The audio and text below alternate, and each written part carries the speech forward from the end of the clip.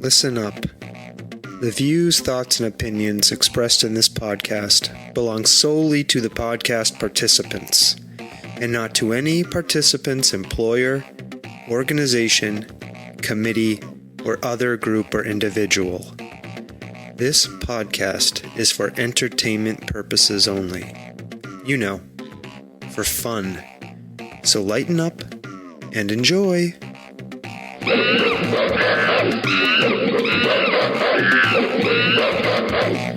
Oh, hello there, folks. I am Sawtooth Frank, and you are listening to the Soft Serve Podcast. On this week's show, we're going to take a little trip back down memory lane. Since this is the Easter Spectacular, the Easter Special episode, I am going to recreate for you what is now known as the infamous Easter stand-up comedy set that I did a year ago, in which one of the audience members got so angry at the content of my stand-up comedy, they stood up and stormed out of the room in the middle of the performance, muttering something under their breath about how disgusting I am. So, after the intro music, we will get into it.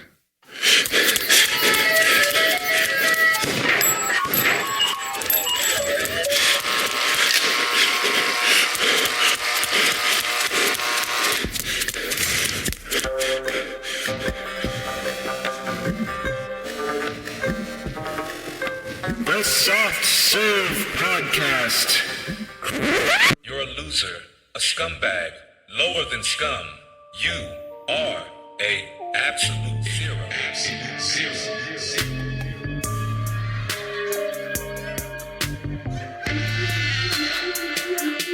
Lower than scum. A scumbag.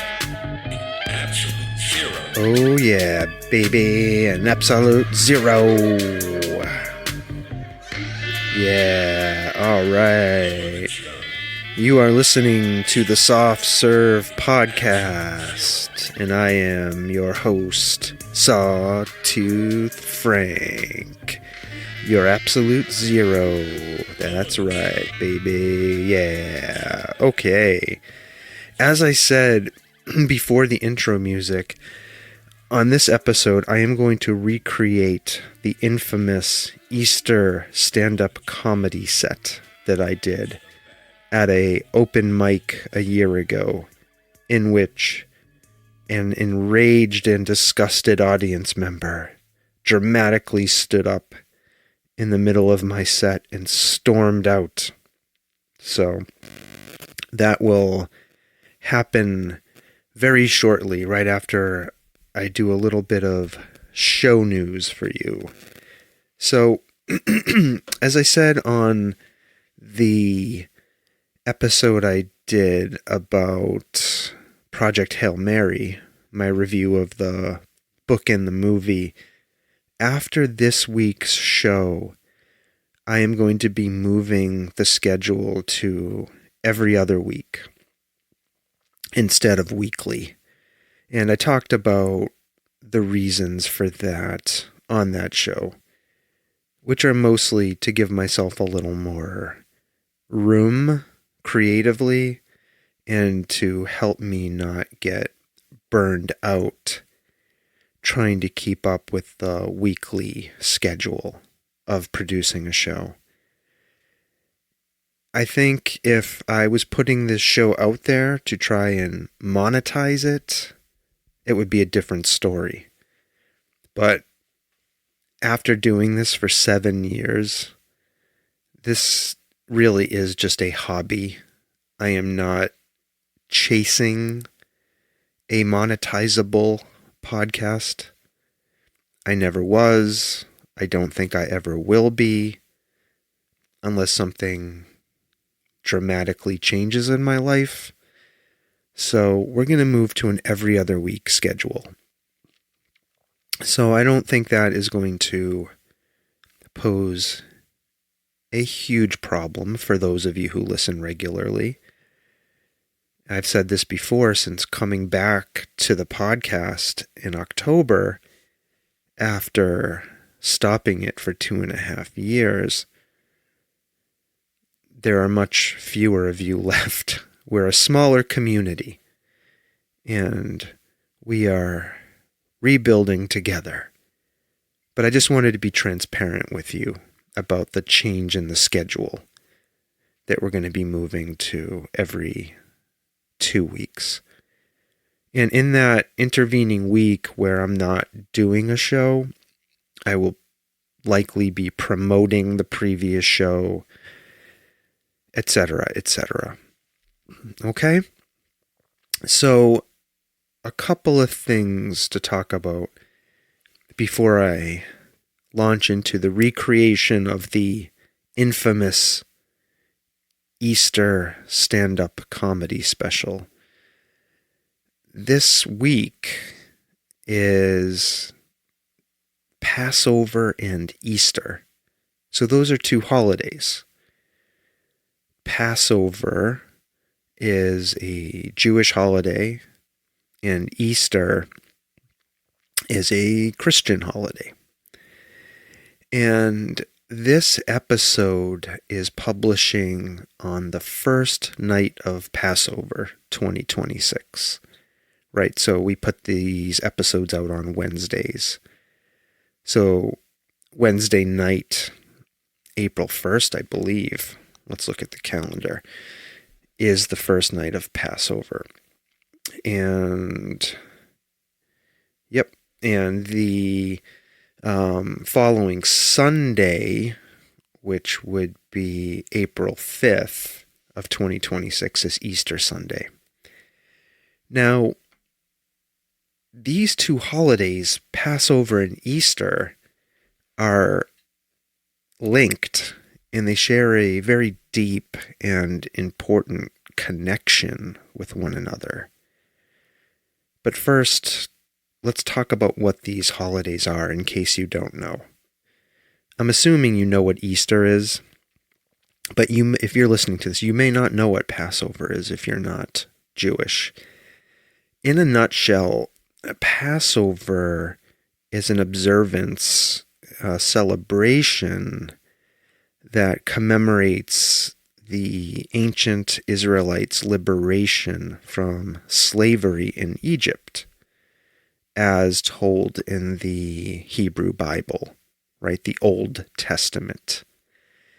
And you've probably seen the movie, The 10 Commandments, where Moses goes up to the Pharaoh and says, "Let my people go," right? And then they all escape from Egypt and they flee through the parted Red Sea, etc., etc.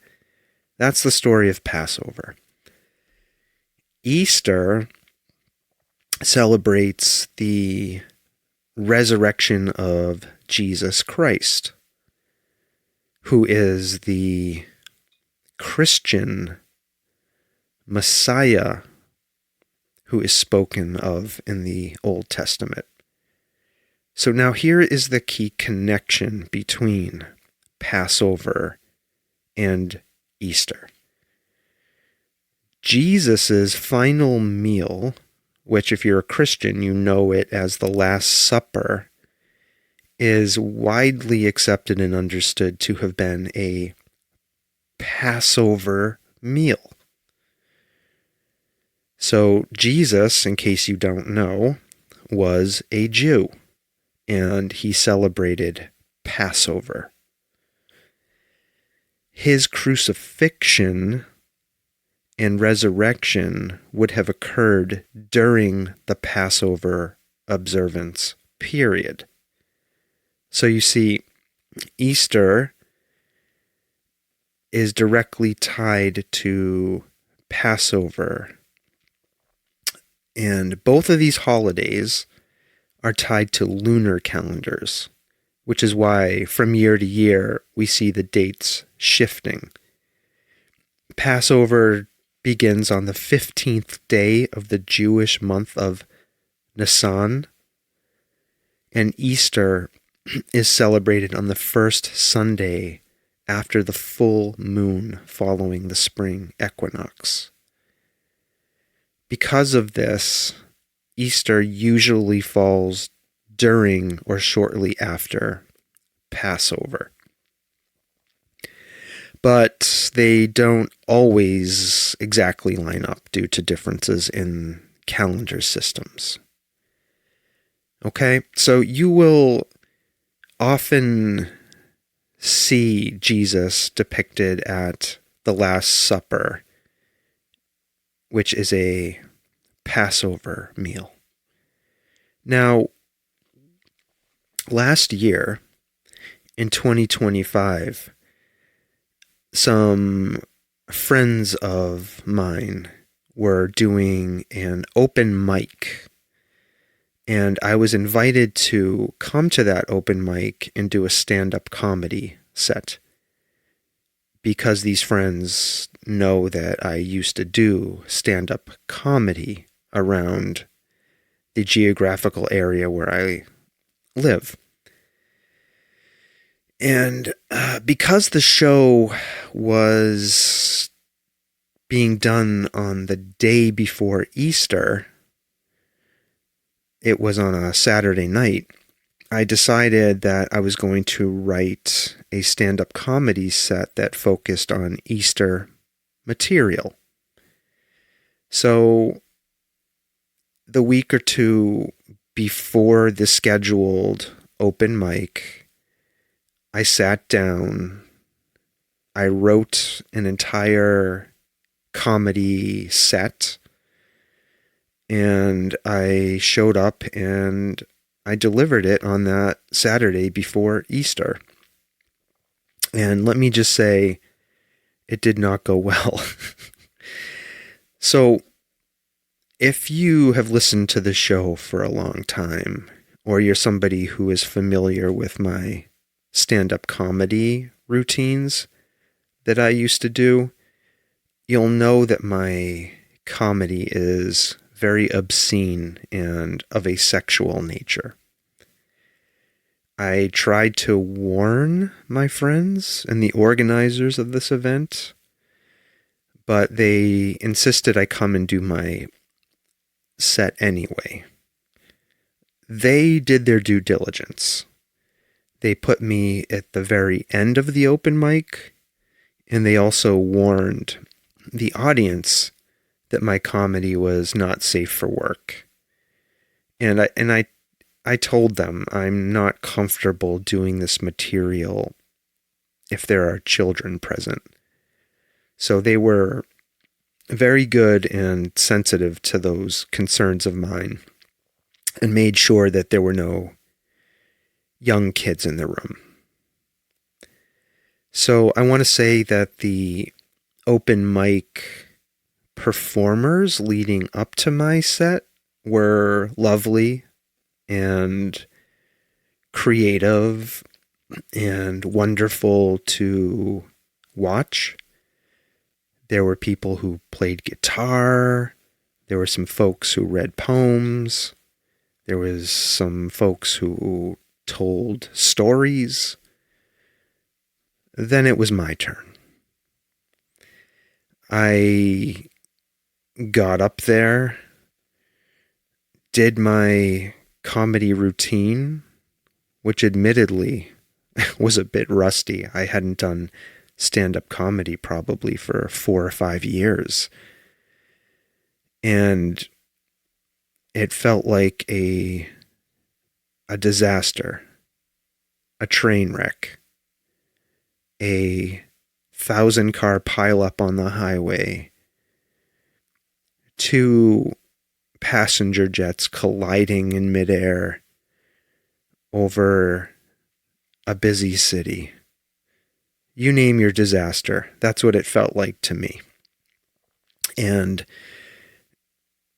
at one point during the set, there appeared to be somebody so disgusted with my material, they got up and stormed out of the room dramatically.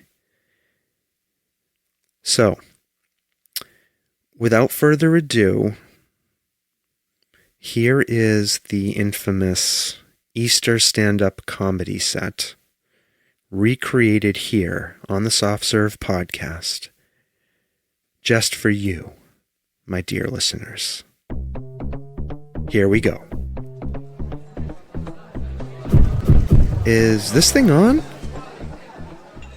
So, with everything that's been going on since the war with Iran, I thought I'd start with reading from a very important book, The Art of the Deal by Donald Trump.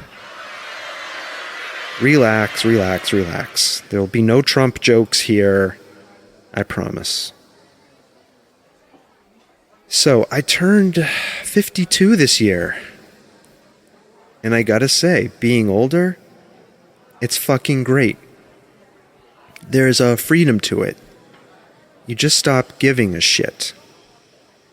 I grow facial hair wherever and whatever I want. For example, I have a handlebar mustache. I fall asleep anywhere I want.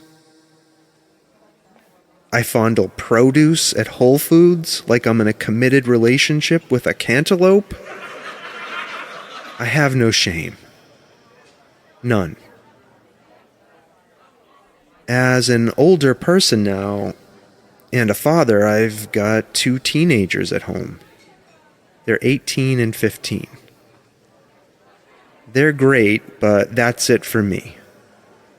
The factory's closed. No more kids. I got a vasectomy 13 years ago. Any guys out there in the audience who've had one? You remember the waiting room? It's like a sad little support group for men who are about to unplug their legacy. Just a dozen dudes sitting there like, yep, I'm here to shut the whole operation down. Wrap it up. No sequels. And I love it. It means no condoms, no pregnancy scares. Guys can fuck me in the ass and I don't have to worry about getting pregnant. I'm saving a fortune on those little pregnancy tests. But honestly, I don't know if I'd do it again. Because part of the fun of sex is the danger. That moment of uncertainty. Is the gun loaded? Is the bullet going to find its target? That beautiful, chaotic roll of the baby dice. You know, when you say to your partner, do you want me to come inside you? Yeah, sure. Whatever. Now, the only danger is like, am I gonna throw my back out? Is this the stroke that turns into a stroke? That's where I'm at. That's 52. Everybody says men think about sex all the time. And yeah, we do. But for how much we think about sex, we do not talk about men's health enough. And I'm not talking about muscles or workouts or cold plunges that make you feel like an alpha male podcaster. I'm talking about prostates. That's men's health. Prostates. Do you even know what a prostate is? Who does? It's a small walnut-shaped gland below the bladder. Or in more accurate terms, it makes semen. Sounds fun, right? Semen is fun. No. This little walnut-sized asshole is a literal pain in the ass. It gets cancer. It swells up. It fucks with your ability to pee. My prostate gland got enlarged. I was getting up 5 times a night to pee. 5. Having an enlarged prostate is like having a needy cat living inside your body. It's just constantly tapping you all night like, hey, you awake? You want to go pee again? Let's go pee again. My doctor gave me a pill to deal with this. It's called Flomax. That is a very masculine name for a pill. Flomax. It sounds like a monster truck. This Sunday, Flomax crushes your bladder problems. No. It just lets you piss like a normal human again. The truth is, most men don't think about anything going on down there. Down in our private parts. We know the main equipment is there. We're constantly checking on that. Fondling things. Penis, check. Testicles, still hanging in there. But the prostate? We ignore it until it starts screaming at us. Meanwhile, women? You've got a whole operation going on. You're used to dealing with your downstairs parts. Maintenance, scheduling, putting things in your body, taking things out. Men, we don't understand that. This is not socialized in us. We're terrified of anything going in or out of our downstairs parts. Absolutely terrified. I didn't really understand or come to terms with this until I got hemorrhoids. And suddenly I'm like, oh, this is my life now. Creams, ointments, suppositories, good old Preparation H. I'm standing in my bathroom before bed, reckoning with all of this, creams, ointments, suppositories, and asking myself, all right, do I want to feel embarrassment, or do I want to be able to comfortably sit down tomorrow? I'm telling you, the asshole and our asshole health is the great equalizer.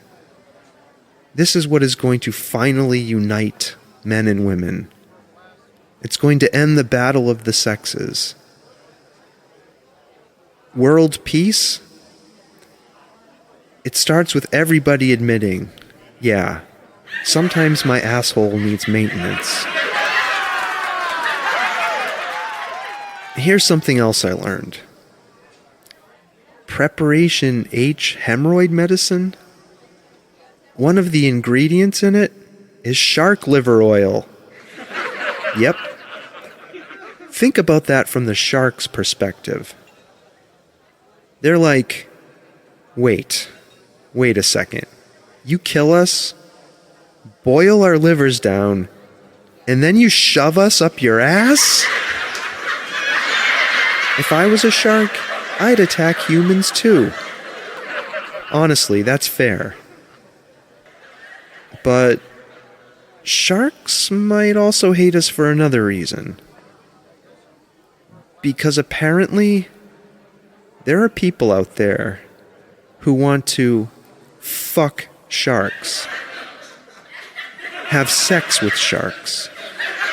Yes, this is true. They make animal-shaped dildos. You can look this up. Horse dildos. Dog penis dildos. Duck dildos. Ducks have a corkscrew-shaped penis. Did you know that? That's a very aggressive shape for a cute animal. They make Wolverine dildos. No, not Hugh Jackman penis dildos. The actual animal. Wolverines! And yes, shark dildos. Which means somebody out there in the world is buying these things. Someone out there, someone said, you know what my sex life needs? More ocean apex predator energy. I need to fuck a shark. Look, I'm not kink shaming. Do whatever gets you off. Live your truth. But if your fantasy involves a rhinoceros cock, maybe it does make sense to stick to the rubber version. Because the real one will kill you. Imagine getting horned to death while fucking a rhinoceros.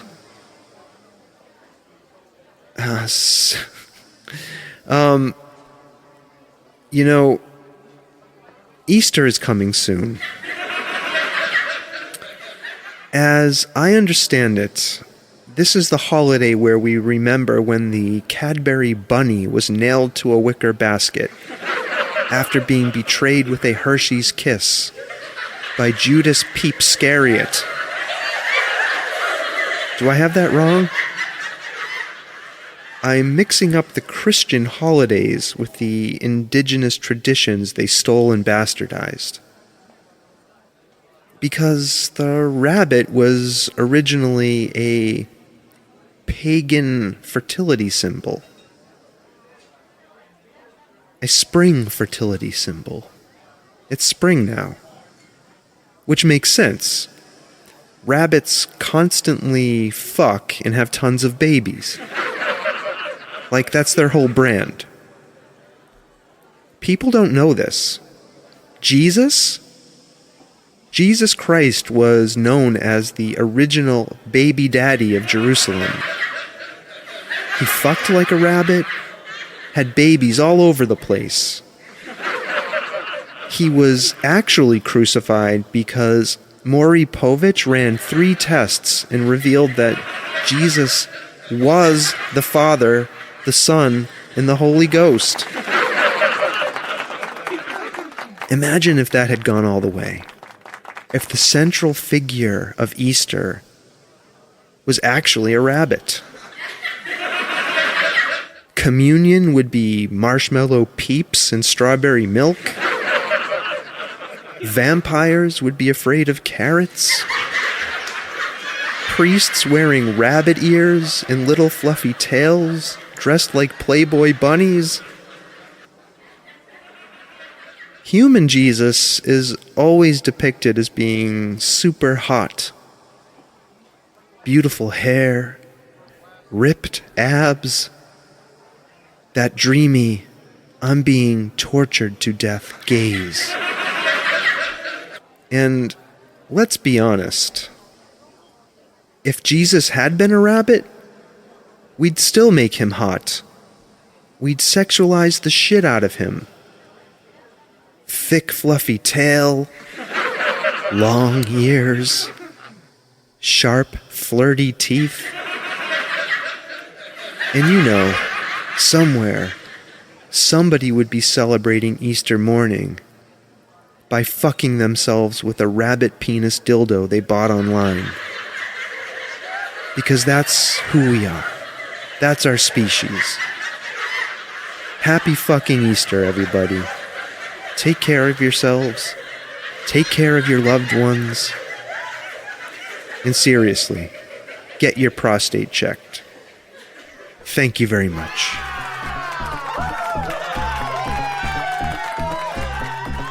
All right, folks, there you go. Now, the guy who stormed out of that set,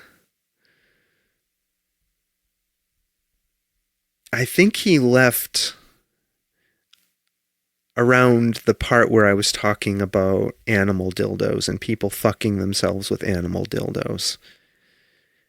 I'm pretty sure. I don't think he even made it to the part of the stand-up comedy set where I talked about Jesus. Yeah, and like I was saying before this, that's just how my brain works in terms of comedy. And sometimes I wish it worked a little bit differently. That I was more clever, witty, nuanced in my humor. You know, I have no illusions. I think I am not really all of that funny, but I do find things to be funny, and that's kind of what I find to be funny. You know, I wish I had the innate wit and insight that people like George Carlin or Jerry Seinfeld have. But, you know, obviously I'm not those guys, and my brain doesn't work that way. So what you just heard is how I think about things and what I find funny. You know, I've, for a lot of my life, have been a huge Howard Stern fan, although I stopped listening to Howard right after the pandemic, I think. But, you know, what you just heard is probably why my brief foray into stand-up comedy failed, just like my experiment with podcasting. Oh well, it is what it is. So we're going to keep this one short. That's your Easter special, your Easter spectacular. I hope you enjoyed it. You can follow the Soft Serve podcast on Facebook, Instagram, Blue Sky, Twitter/X, TikTok, Substack even. I have a Substack. Sometimes I write essays and publish them there.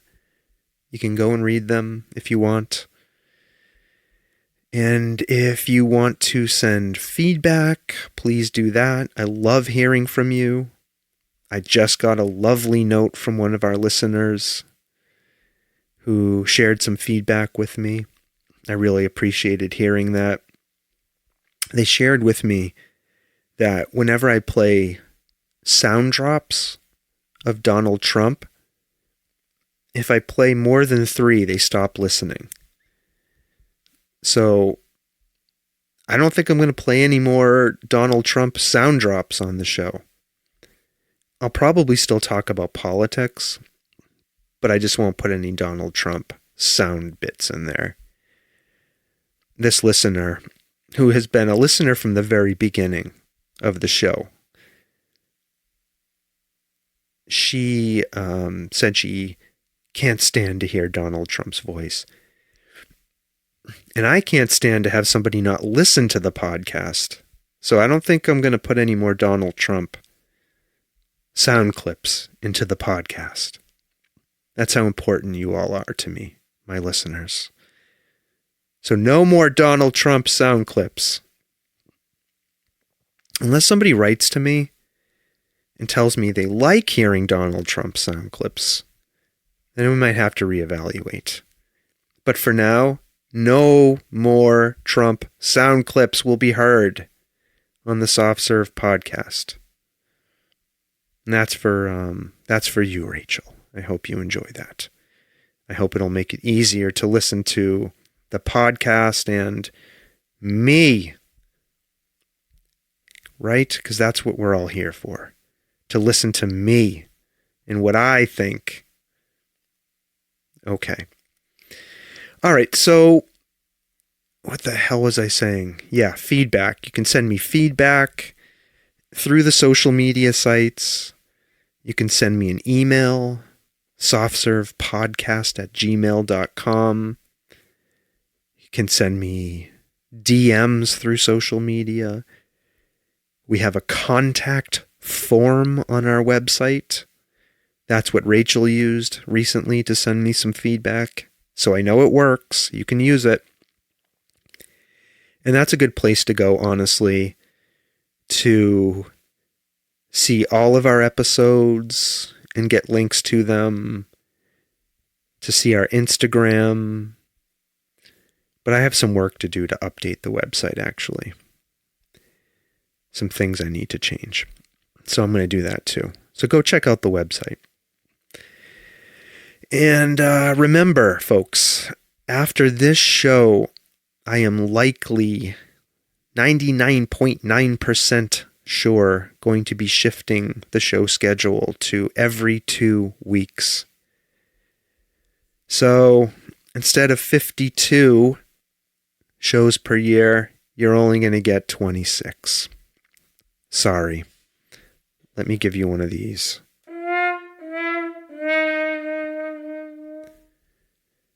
But who knows? Maybe it will make for better shows. Maybe it will make for a more engaged Sawtooth Frank, a more excited Sawtooth Frank. I don't know. Maybe I'll like doing it every other week more. Maybe I'll go back to every week after doing it for every other week. Who knows? I don't know what's going to happen. I don't have a crystal ball. I have balls, but I don't have a crystal ball. So there we go again. My inelegant sexual humor at play. All right, folks. That's it. I wish you all who celebrate a wonderful Passover, a happy Easter. Okay? And I say to you now what I say to you at the end of every episode. Bye now.